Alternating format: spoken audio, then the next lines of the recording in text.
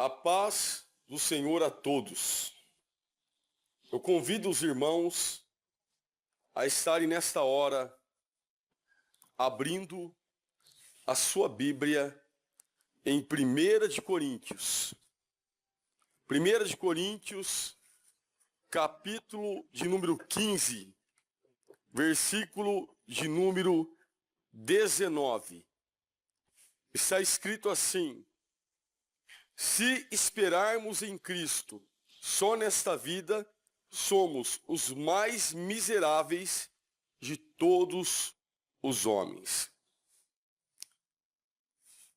Meus amados, esta palavra, ela nos mostra, primeiro, que a igreja de Coríntios havia se esquecido da vida que viria, da vida após a morte. A igreja de Coríntios havia se esquecido da ressurreição e estava querendo viver um cristianismo terreno. Porque o cristianismo, ele traz, de certa forma, um benefício para aquele que está no cristianismo. De uma maneira ou de outra, a pessoa sempre acaba sendo abençoada por Deus. Porque Deus, Ele quer abençoar as vidas. Da sua maneira, da sua forma, que muitas vezes nós não entendemos, passamos por processos difíceis da parte de Deus. Mas o Evangelho, ele proporciona à pessoa curas, libertação, ele reorganiza a família, ele faz com que uma pessoa venha a ser, de alguma maneira, um exemplo como funcionário, ele faz com que a pessoa venha a ser um exemplo como aluno. Tudo isso são coisas boas. Por isso que Paulo, ele diz, se esperarmos em Cristo, somente, ele fala.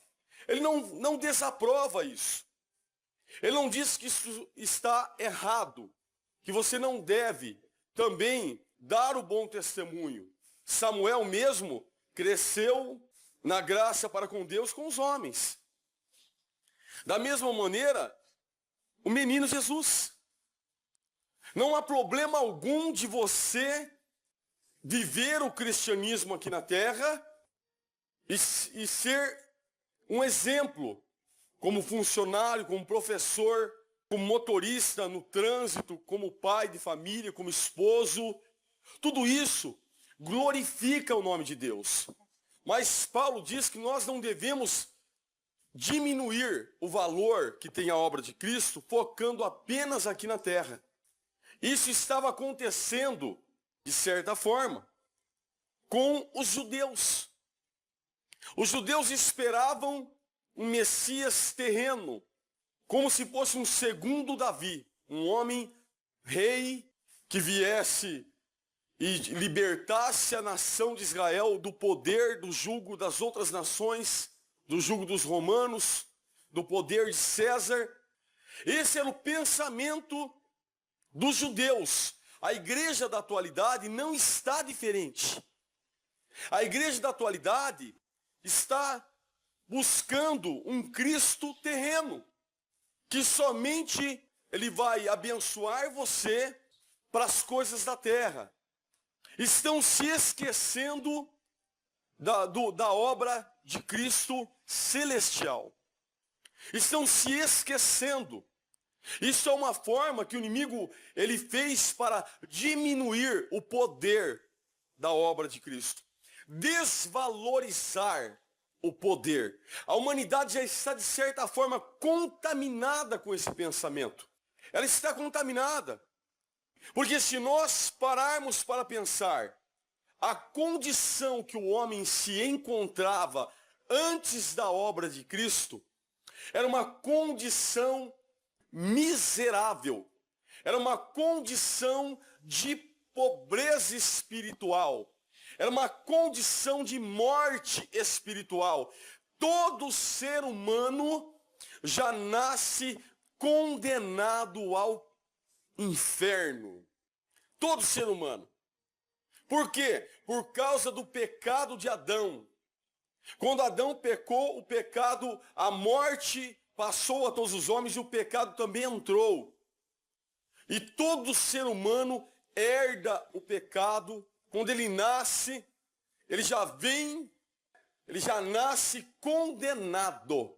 Então não existe uma única pessoa na terra que, ainda que viva uma boa vida, ainda que seja alguém bom na sociedade, ainda que seja um ótimo marido, um ótimo pai de família, ainda que seja uma pessoa que pague suas contas, que compre terrenos e dê para a instituição de caridade, que prepare os seus filhos para a sociedade, ainda que sejam pessoas que vivam sua vida inteira e nunca, ao menos, tenha roubado meia bala sequer, essa pessoa já tem a dívida, ela já está condenada, ela já nasce condenada por causa do pecado de Adão.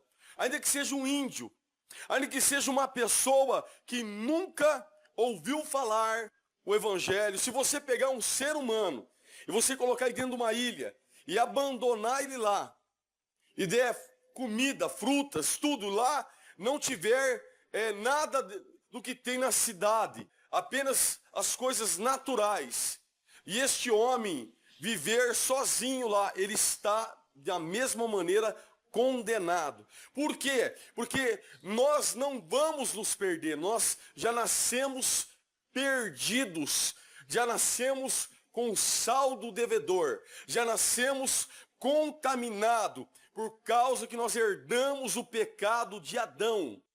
Essa é a condição. Isaías, capítulo de número 64, versículo de número 6, diz que todas as nossas obras de justiça, todas, são como trapos de imundícia diante de Deus.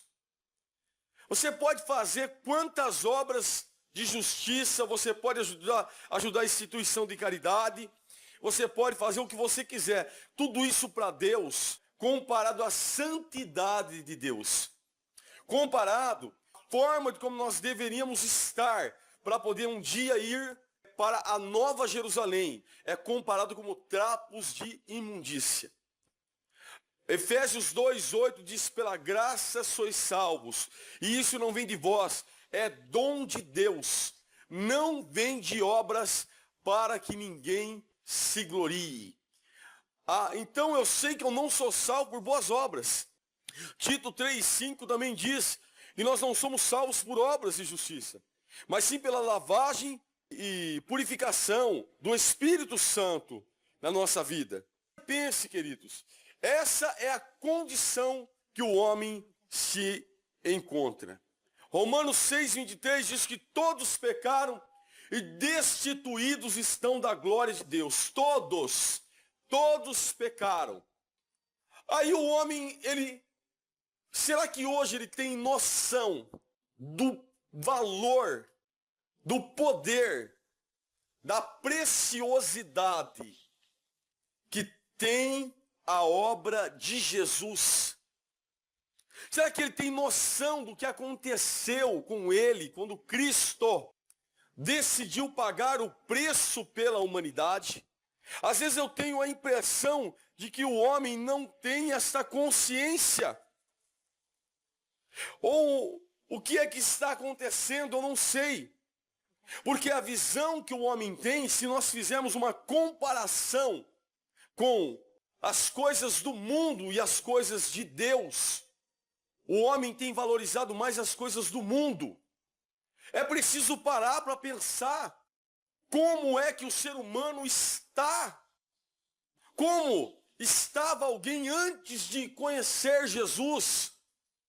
A condição de condenação, a dívida impagável de ir para o inferno e queimar uma eternidade lá e nunca mais sair do lago de fogo e enxofre, porque o inferno vai ser jogado lá também.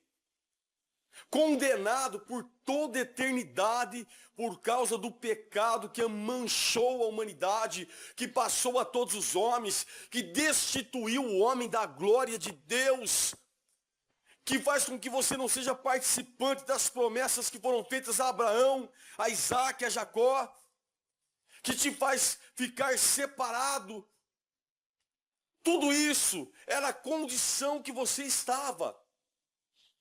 Quando Cristo morreu pelo ser humano, ele deu ao homem a oportunidade de se reconciliar com Deus, porque ele já reconciliou a humanidade com Deus. Mas agora é preciso com que o homem viva para Deus, com que o homem seja de Deus. Alguém pode apaziguar duas nações, mas as duas vão ter que viver em comunhão para que exista essa paz. Cristo pagou já o preço. O preço já foi pago pela humanidade. Agora é preciso que cada um de nós venhamos nos colocar na condição de filho de Deus, vivendo uma vida para Ele. Só que o homem parece que ele não tem essa consciência de fazer uma comparação, porque quando nós olhamos as coisas do mundo e as coisas de Deus, a diferença como o ser humano trata com as coisas do homem de uma maneira muito melhor é gritante, é ofensiva contra Deus. Eu garanto a você que se um cristão ele tratasse as coisas de Deus da mesma forma como ele cuida da sua empresa, da faculdade, do curso que ele está fazendo, tudo isso, eu garanto a você que seria um cristianismo, não seria o que de fato Deus ainda quer, mas seria algo bonito de ver, seria algo bem organizado, seria algo de uma parte pelo menos visual. Se a pessoa não estivesse fazendo por amor, que seria bem organizada, bonita, com compromisso.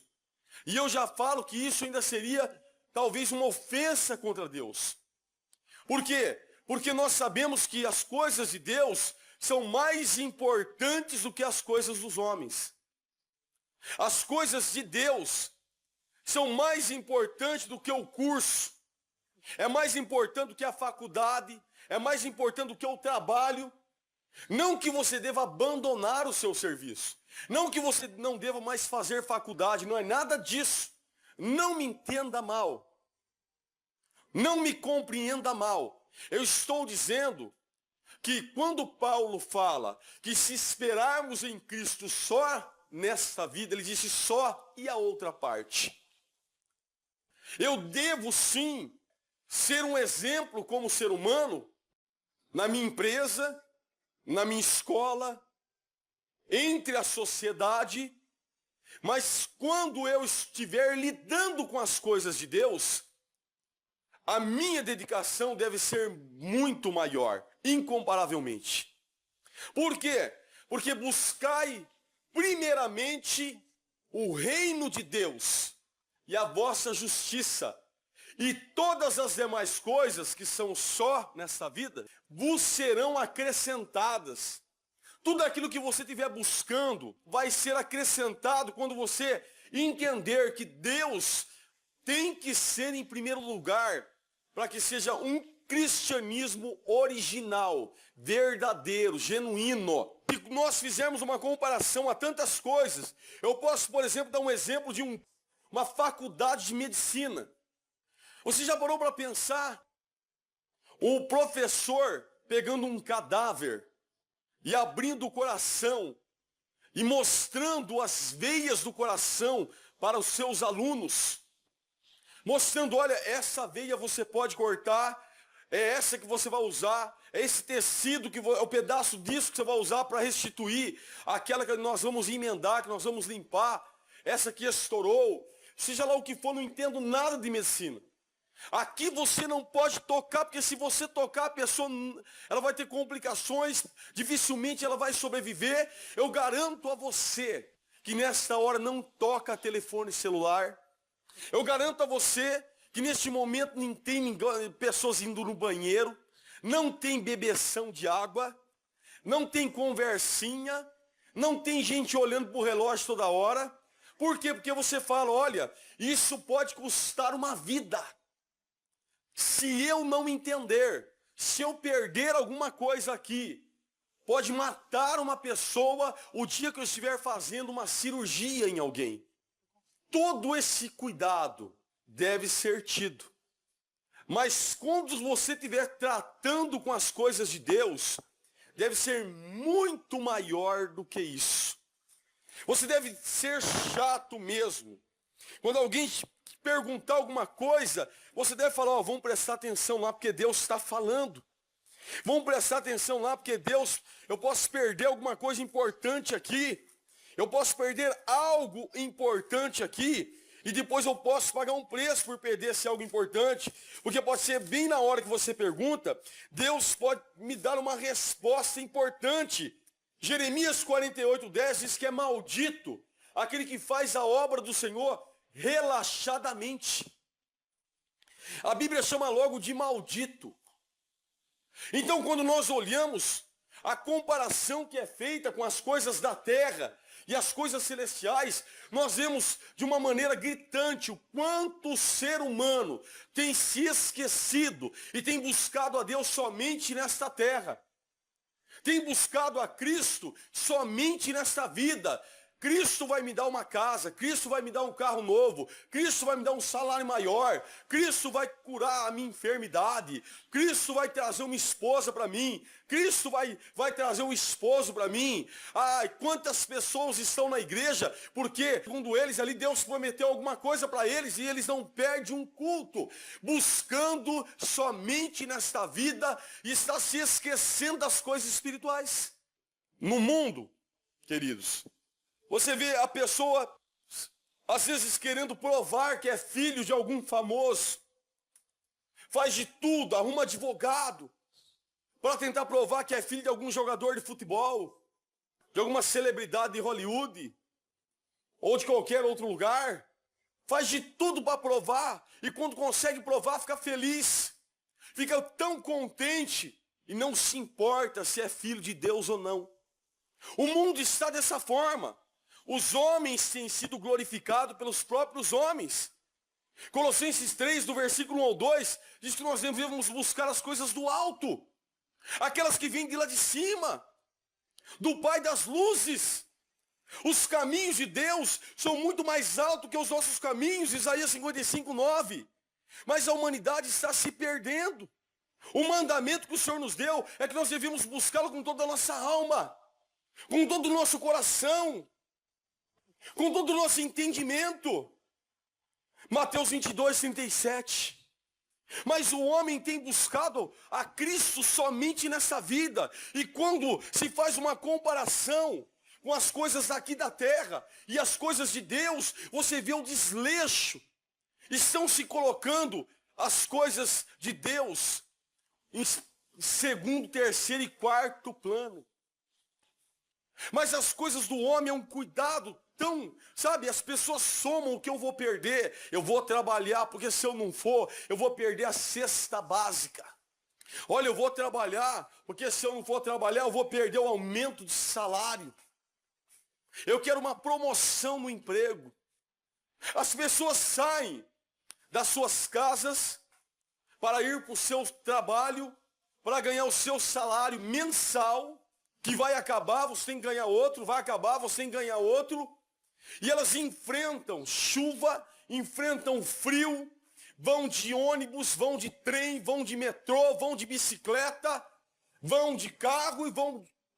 Se não tem o carro, vai de a pé, tem que levantar mais cedo porque o carro quebrou, e vai para a empresa, e chega no horário, e pica cartão, e procura produzir cada vez mais dentro da empresa.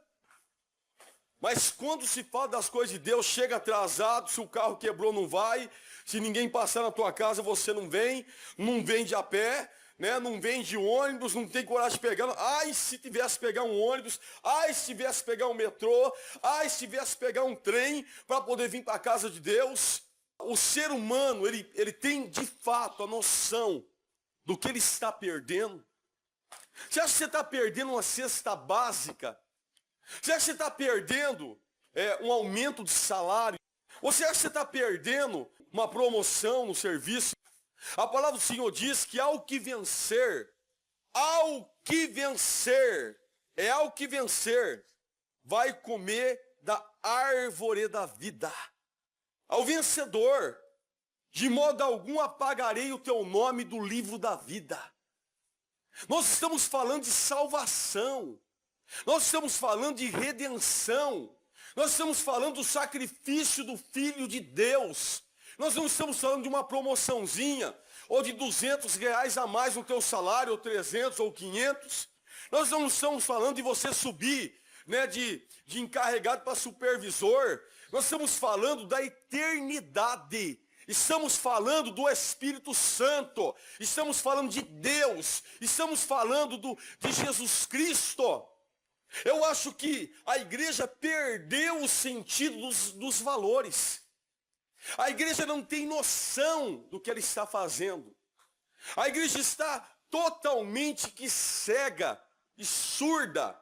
Deus disse: este povo honra-me com seus lábios, mas o teu coração está longe de mim. Porque quando nós paramos para pensar no que o homem faz para terminar uma faculdade, a correria que fica acordado até tarde para fazer o trabalho que tem que entregar na faculdade. A pessoa vai, ela não perde aula, são às vezes 4 anos ali lutando, pagando caro pelaquela faculdade para terminar aquilo, para se formar, para ver se consegue ter um salário melhor, uma profissão melhor. Mas acha que vai conseguir algo melhor no reino de Deus, fazendo como relaxadamente a obra do Pai, deixando as coisas de Deus como inferior. Em Atos 5:29, diz: antes importa obedecer a Deus do que aos homens. Primeiro vem Deus. Eu vou dar bom testemunho na sociedade? Claro que eu vou. Mas se eu buscar só nessa vida Cristo, eu não posso faltar, eu tenho que ser um bom aluno. Tudo isso você tem que ser. Cristo tem que ser glorificado através disso, sim. Onde já se viu um cristão dando mau testemunho na escola, tirando nota baixa, dando mau testemunho na empresa, não trabalhando direito, não sendo honesto? Claro que você tem que ser tudo isso. Mas Paulo fala que se eu buscar Cristo só nessa vida, se eu quiser só nessa vida os benefícios do cristianismo e me esquecer das coisas espirituais, eu sou mais miserável de todos os homens. É possível viver um cristianismo barato dessa forma? Claro que é.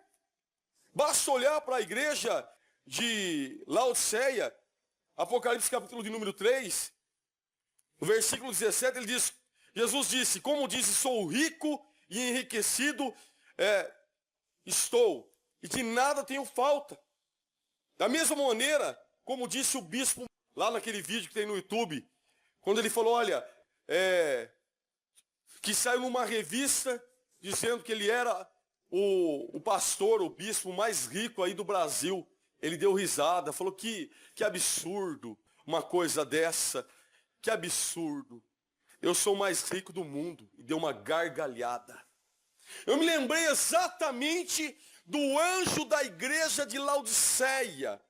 Jesus falou para ele assim, olha, no Apocalipse 3,17, como dizes, rico sou e estou enriquecido, e de nada tenho falta. Aí a resposta é: não sabes que és um desgraçado, miserável, pobre, cego e nu. Aconselho-te que de mim compres ouro provado no fogo, para que te enriqueças, vestes brancas para que te vistas, e não apareça a vergonha da tua nudez, e que unja os olhos com colírio, para que vejas. Quando nós olhamos o anjo da igreja de Esmirna, capítulo 2 de Apocalipse, versículo de número 9, diz: eu sei das tuas obras e da tua tribulação e pobreza. Mas olha o que o Senhor diz para ele: mas tu és rico. Sabe o que acontece aqui? Você pode viver um cristianismo como o anjo da igreja de Laodiceia, buscando só as coisas terrenas, se esquecer das coisas do alto, se esquecer dos dons espirituais, do batismo com o Espírito Santo, da comunhão com Deus, da salvação, e começar a trocar os valores. Isso dá uma tendência, desvaloriza a obra de Cristo. Agora, será que isso de fato vai ficar dessa forma diante de Deus? Será que o Senhor de fato não vai ligar para isso? Isso não vai pesar no dia do juízo final? Romanos 11, 22 diz: considerai a bondade e a severidade de Deus. Basta olharmos para a palavra do Senhor.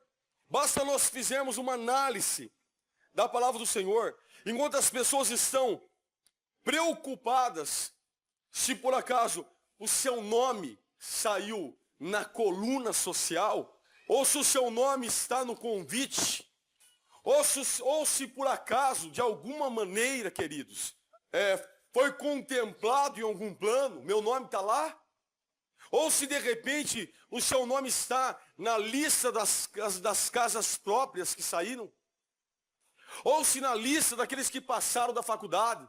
A ansiedade que você tem por aquilo é muito grande. Você corre lá para olhar para ver se o seu nome está lá. Você vai desesperado olhar lá para ver se o seu nome está lá. Mas muitas vezes a pessoa não para pensar: será que o meu nome está escrito no livro da vida? Ela não para pensar muitas vezes nisso. Será que o nome está escrito no livro da vida? Porque a palavra do Senhor diz acerca da importância do seu nome estar lá. Porque se o seu nome não estiver lá, porque se você estiver vivendo um cristianismo barato, que dá valor só às coisas aqui da terra, e você não se dedica às coisas de Deus, então o nome ele é apagado do livro da vida. A palavra do Senhor diz lá em Apocalipse 3, versículo 5: ao que vencer será vestido de vestes brancas, e de maneira alguma arriscarei o seu nome do livro da vida. Apocalipse capítulo de número 20, versículo de número 12, queridos, diz que aquele que teve o julgamento, vi tronos, grandes e pequenos, que estavam diante do trono, e abriram-se livros. E abriu-se outro livro, que é o da vida. E os mortos foram julgados pelas coisas que estavam escritas no livro, segundo as suas obras.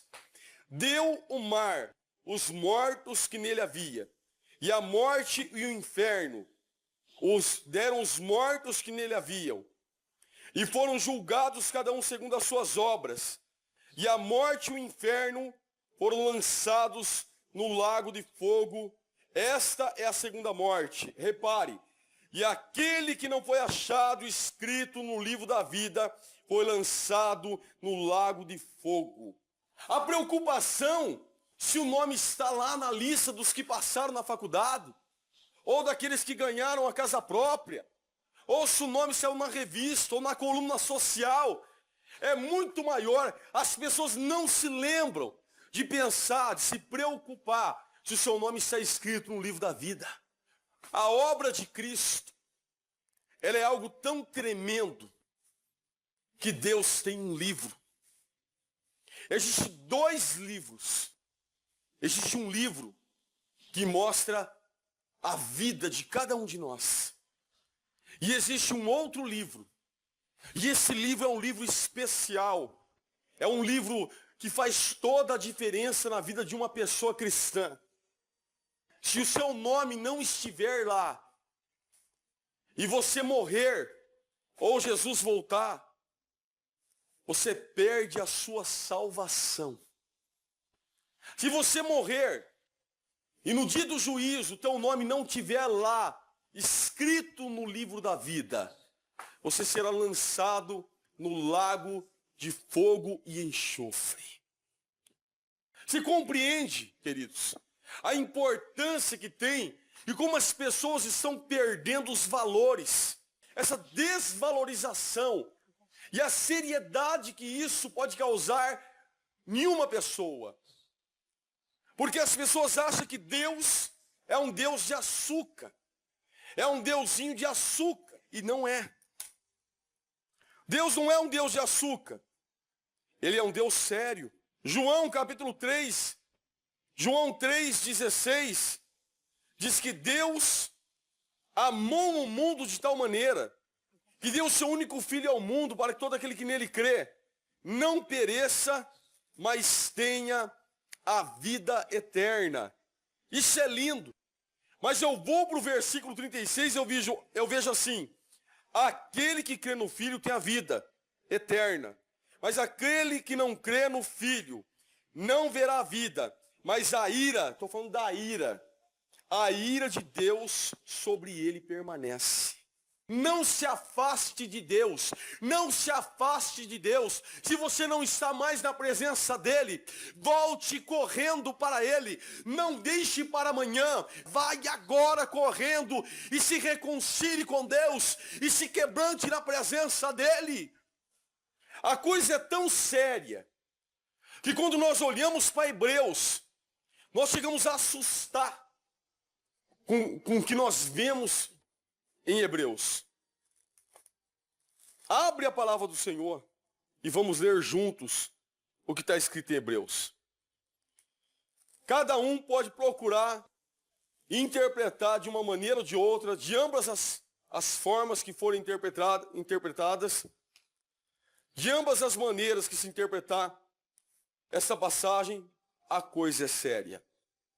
Veja bem, Hebreus capítulo de número 6, versículo de número 4, diz assim: porque é impossível que os que já uma vez foram iluminados, provaram do dom celestial e se fizeram participantes do Espírito Santo, e provaram uma boa palavra de Deus e as virtudes do século futuro, recaírem, sejam outra vez renovados para o arrependimento.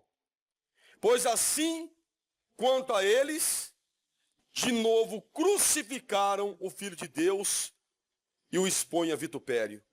Repare, é como se você crucificasse Jesus de novo. As pessoas assistiram aquele filme lá, A Paixão de Cristo, do Mel Gibson, saíram de lá todo mundo chorando, quebrantado, diz que foi assim com todo mundo que viu. Mas a crucificação foi muito pior do que aquilo. Porque aquilo ali, o filme tentou mostrar a tortura que aconteceu no corpo de Cristo. Mas existiu algo maior do que isso, que foi a parte espiritual.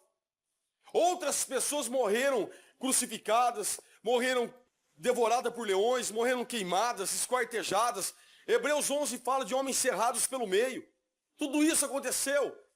Mas o peso espiritual do pecado de toda a humanidade estava, além de tudo aquilo, sobre as costas de Jesus. Se você parar para pensar que nem mesmo todas as mortes que teve no dilúvio pôde aplacar a ira de Deus e apagar a herança do pecado de Adão que estava sobre a família de Noé. Ele continuou levando o pecado, não teve como. Por quê? Porque para poder aplacar a ira de Deus, para acabar, para o preço ser pago, só o único sacrifício de Cristo, o Cordeiro de Deus, Jesus Cristo, que nos amou quando nós éramos ainda pecadores, conforme diz a tua palavra. Agora você imagina que toda vez que você desiste, conforme diz aqui a palavra do Senhor no versículo 6, e recaírem, sejam renovados novamente. Por quê? Crucificaram o Filho de Deus e ainda expõe ele ao rebaixamento, ao vitupério, né? Isso é desvalorizar, é expor publicamente. É a mesma coisa de você estar crucificando o Filho de Deus de novo. É o que diz Hebreus. E Hebreus está de acordo, a passagem do capítulo 6 com o capítulo de número 10. Porque quando nós olhamos o capítulo de número 10, do versículo de número 26, fala assim: porque se pecarmos voluntariamente, depois de termos recebido e conhecido a verdade, já não resta mais sacrifício pelos nossos pecados. Não tem mais. O sacrifício pelo nosso pecado foi Cristo. Agora, se depois que eu conheci, eu abandono a Cristo, eu começo a colocar de uma maneira desvalorizada, na verdade, não tem mais sacrifício para mim. E digo mais, o versículo 27 diz: o que resta é uma certa expectação horrível de juízo e ardor de fogo, que há de devorar os adversários. Agora veja, quebrando alguém a lei de Moisés, morre sem misericórdia pela palavra de 2 ou 3 testemunhas. Ele faz uma comparação, olha, lembra da lei de Moisés, era algo sério. Deus havia dado a lei para Moisés. Se alguém quebrava aquela lei, por 2 ou 3 testemunhas, a pessoa morria sem misericórdia. Era algo sério. Mas pior do que isso, é alguém fazer isso aqui, ó. Versículo 29. Mas quanto de maior castigo cuidais, você será julgado merecedor aquele que pisar o Filho de Deus. Versículo 29. É crucificar Jesus. É pisar em Jesus. O que é pior? O que é pior? Quebrar a lei de Moisés ou pisar o Filho de Deus? O que será que deve ter um castigo pior? Alguém quebrar a lei, de repente, que um juiz colocou, ou pegar o filho dele e pisotear o filho dele, e ele vê tudo aquilo? O que será que vai trazer maior castigo para uma pessoa?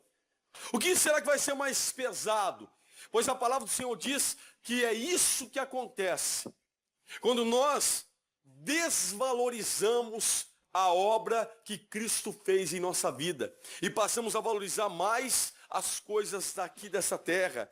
Porque a palavra do Senhor ainda continua dizendo assim, versículo 29, de quanto maior castigo cuidais, você será julgado merecedor aquele que pisar o Filho de Deus e tiver profanado o sangue do Novo Testamento, sangue do Testamento, com que foi santificado, e fizer agravo ao Espírito da graça.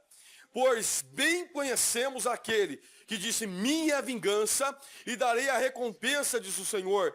Em outra vez, o Senhor julgará o seu povo. Horrenda coisa é cair nas mãos do Deus vivo. É como pisar o Filho de Deus, veja bem, é como profanar o sangue do testamento, e aqui é da nova aliança, é o sangue de Cristo, e é como fizer agravo para o Espírito da graça. É muito pior do que transgredir uma lei de Moisés. É muito pior. Você compreende a seriedade de você compreender os valores? Por que o homem tem desvalorizado as coisas de Deus? Eu acredito que o cristão, ele não tem noção do que aconteceu. Não é possível que ele tenha. Não é possível. Porque quando algo de fato é de valor para nós damos o nosso melhor por aquilo. Nós almejamos, nós queremos alcançar. Nós fazemos de tudo para alcançar. Mas quando se perde o valor, então as pessoas começam a colocar como segundo, terceiro e quarto, nem como primeiro mais. Basta você parar para pensar, eu e você nem poderíamos passar o muro de Soreg. Já logo ali no templo, apenas uma vez por ano o sacerdote podia entrar, Hebreus 9, 25. Só uma vez por ano. Ele fazia sacrifício pelos próprios pecados dele e depois pelo pecado de todo o povo de Israel. Uma vez por ano, talvez nunca mais na vida ele entrasse lá de novo. Os outros sacerdotes não poderiam entrar dentro do Santo Santo. Eu e você, existia um limite no templo, um muro chamado Muro de Soreg. Nós não poderíamos passar aquele muro. Havia uma escrita, um alerta, que todo todo gentil que passasse aquilo ali morreria, a pena era de morte, era por apedrejamento. Eu e você nunca estaríamos ali, nem sequer num lugar chamado lugar santo, que é antes o Santo Santo. Existia um pátio especial para os gentios. Sabe, nós éramos separados, havia parede de separação. E quando Cristo ele morre por mim e por você, quando ele entrega o Espírito, o Evangelho de Mateus mostra e diz que o véu do templo rasgou-se. O véu do santuário, do Santo Santo, ele rasgou de cima para baixo, mostrando que a salvação veio do alto. E abriu-se as portas do Santo dos Santos, para que você pudesse agora, todos os dias que você quiser, que você dobrar o teu joelho, você tem comunhão com esse Deus. Você não tem que ser mais agora o sumo sacerdote. Você não precisa mais agora fazer sacrifício pelos seus pecados, porque o sacrifício de Cristo já é o único sacrifício, e ele está ativo. O sangue dos outros animais, quando eram mortos no sacrifício, logo a vida daquele sangue morria, mas a vida do sangue de Cristo pulsa por toda a eternidade, porque o seu sacrifício é eterno, é para todo sempre. Ele nos deu vida, ele nos tirou da morte, ele nos levou ao santo dos santos. Agora nós somos filhos de Deus, o nome é escrito no livro da vida. Olha o que Cristo fez por nós. A palavra do Senhor diz que a nossa morada é no céu. Ele me deu direito com tudo aquilo que ele passou. Ele me deu direito de estar para sempre com Deus. O que eu estou falando aqui? Sabe o que é seu nome estar no livro da vida? Sabe o que é você ser salvo? É nunca mais você morrer. Apocalipse capítulo de número 21, versículo do número 1 ao 8. Eu quero ler para você. O que é que Cristo fez por nós? Eu vi um novo céu e uma nova terra, porque já o primeiro céu e a primeira terra passaram e o mar já não existe. E eu, João, vi a santa cidade, a nova Jerusalém, que de Deus descia do céu, adereçada como esposa ataviada para o seu marido. Ouvi uma grande voz do céu que dizia: eis aqui o tabernáculo de Deus com os homens. Pois com eles habitará, e eles serão seu povo, e o mesmo Deus estará com eles e será seu Deus.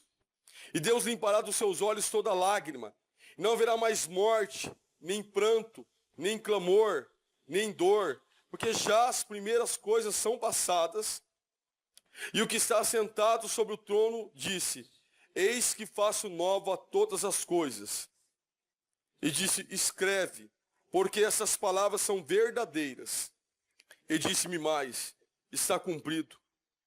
Eu sou o alfa e o ômega, o princípio e o fim. A quem quer que tiver sede, de graça lhe darei da fonte da água da vida.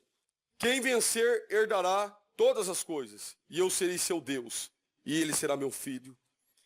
Mas quanto aos tímidos, aos incrédulos, aos abomináveis, aos homicidas, e aos fornicadores, e aos feiticeiros, e aos idólatras, e a todos os mentirosos, a sua parte será no lago que arde com fogo e enxofre, o que é a segunda morte. Olha o versículo 9. Olha a glória deste lugar. E veio um dos 7 anjos que tinha 7 taças cheias das últimas 7 pragas e falou comigo dizendo: vem, mostrar-te-ei a esposa, a mulher do Cordeiro. E levou-me em espírito a um grande alto monte e mostrou-me a grande cidade, a santa Jerusalém, que de Deus descia dos céus. Sabe para onde você vai? Quando você morre, o servo de Deus, para Nova Jerusalém.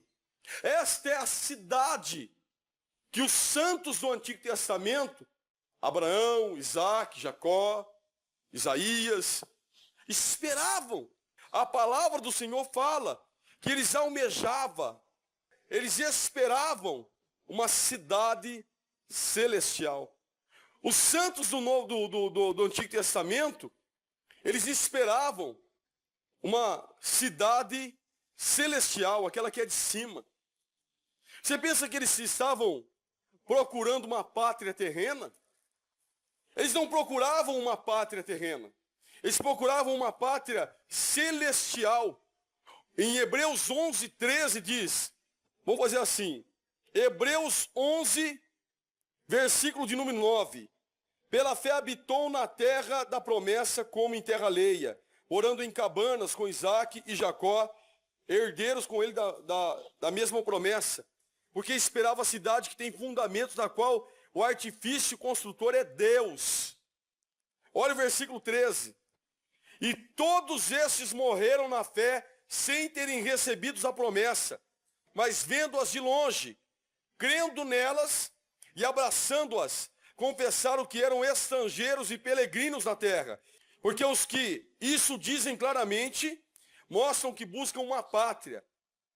E se na verdade se lembrasse daquela de onde haviam saído, teriam oportunidade de voltar.